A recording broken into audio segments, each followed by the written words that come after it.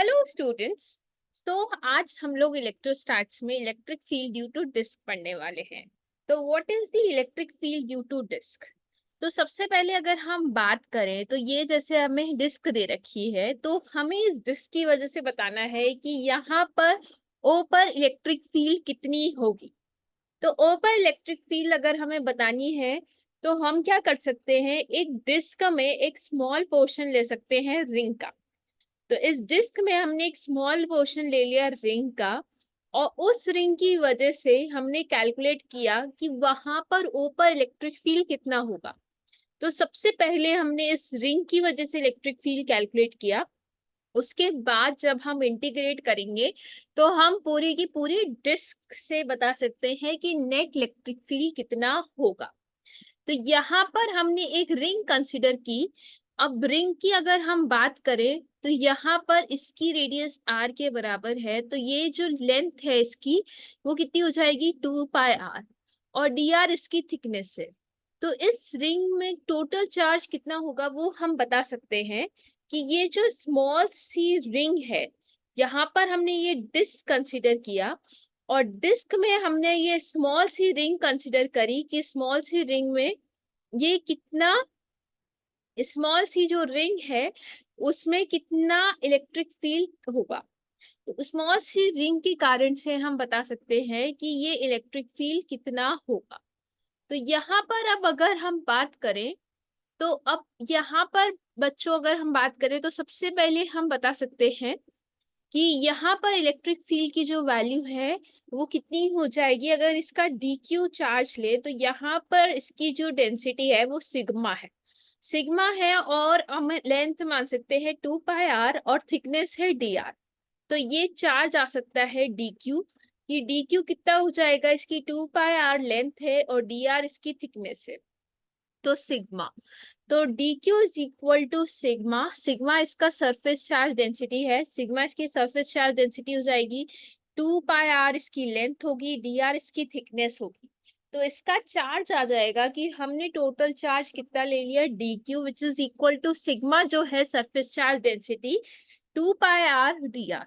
ये हमारी D Q इसकी चार्ज की वैल्यू जाएगी। तो अब बच्चों हम यहाँ पर इलेक्ट्रिक फील्ड कैलकुलेट कर सकते हैं कि यहाँ पर इलेक्ट्रिक फील्ड कितनी आ जाएगी।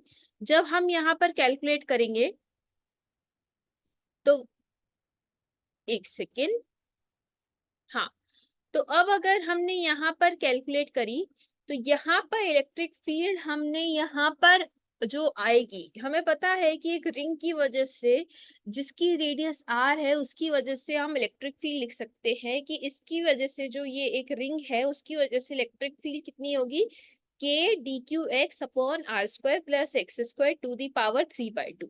ये इस रिंग की वजह से आता है कि ये जो डी क्यू इसका चार्ज है और आर रेडियस पे इसकी जो रिंग है उसकी वजह से जो इलेक्ट्रिक फील्ड है वो कितनी हो जाएगी, K D Q X R square plus x square 3/2। तो के चार्ज के है और ये डी क्यू चार्ज है और ये हमारी इसकी एक्स थिकनेस आएगी, r square plus x square to the power 3/2। तो यहाँ पर इलेक्ट्रिक फील्ड हमने कैलकुलेट करी सिग्मा के d 2 pi R D r into x. यहाँ से अब हम बस अब हमें इंटीग्रेशन आना चाहिए। अगर हम इंटीग्रेशन कर लेंगे तो हम बता सकते हैं कि यहाँ पर नेट इलेक्ट्रिक फील्ड कितनी होगी। तो यहाँ पर नेट इलेक्ट्रिक फील्ड की अगर हम बात करें तो डी क्यू चार्ज की हमने वैल्यू रख दी। डी क्यू चार्ज कितना हो जाएगा कि आखिर ये जो रिंग है, स्मॉल सी जो रिंग है उसमें टोटल चार्ज कितना है, स्मॉल सी जो रिंग है उसमें टोटल चार्ज कितना है, sigma 2 pi R D R और K into X upon R square plus x square to the power 3/2। तो यहाँ से अब हम चार्ज की वैल्यू बता सकते हैं कि ये चार्ज की वैल्यू कितनी होगी। R square plus x square को हम ए स्क्वायर के बराबर लिख सकते हैं। अब हमें इंटीग्रेशन में इसके मैथ्स आनी चाहिए कि अब हम इसको कैसे इंटीग्रेट कर सकते हैं, इसका हमें मैथ्स आना चाहिए कि हमने ये कैसे कैलकुलेट किया। ये R D R upon R square plus x square to the power 3/2 है। तो R square plus x square को हमने ए स्क्वायर माना, तो R square plus x square को ए स्क्वायर माना। तो यहाँ से अब जब हम इंटीग्रेट करेंगे तो इंटीग्रेट करके हमारी ये वैल्यू आ जाएगी सिग्मा एक्स, अब के सिग्मा के 2 pi x a d a upon a square, a square to the power 3/2 है, तो 2 से 2 कैंसिल हो गया, da बाय a स्क्वायर। तो यहाँ से जब हमने इंटीग्रेट किया तो ये a to the power -1 upon -1 है। तो यहाँ से अब हम इंटीग्रेट करके लिख सकते हैं, और यहाँ पे अब हम a की वैल्यू पुट कर सकते हैं कि a की वैल्यू कितनी हो जाएगी, R square plus x square to the power half. तो a की वैल्यू आ जाएगी R square plus x square to the power half. तो यहाँ पर अब हम पुट कर सकते हैं R square plus x square to the power half -1/x।